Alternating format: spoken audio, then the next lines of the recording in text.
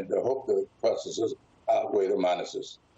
Congressman, as you know, over the last couple of months, we've seen riots in Portland. Thankfully, the last couple nights, the state police there have effectively been able to help protect the federal courthouse. Before that, President Trump made it clear we're going to send federal agents, law enforcement officers there to protect federal property as necessary. Recently, you made comments comparing those federal officers to the Gestapo. Why would you make such a comparison when what they're doing is their job to protect federal property? Is that rhetoric not unhelpful as we're trying to make sure the streets are safe in a place like Portland? Well, you know, I know myself a little bit. I don't know if I ever compared what they were doing to the Gestapo. It's right there in the transcript, sir. It's right there in the transcript. I know. Well, I said I don't think so. Maybe I did.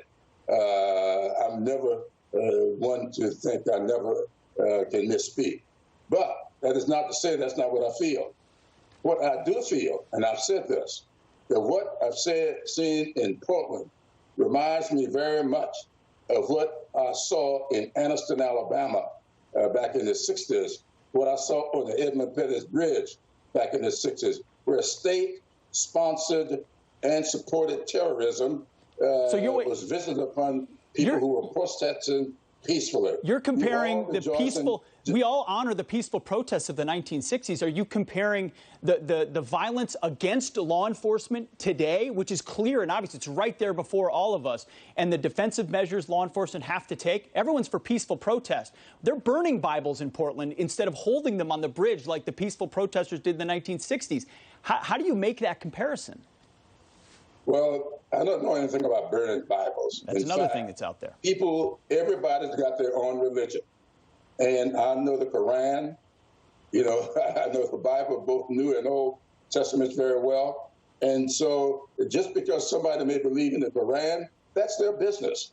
So burning a Bible doesn't do anything about burning down a federal building.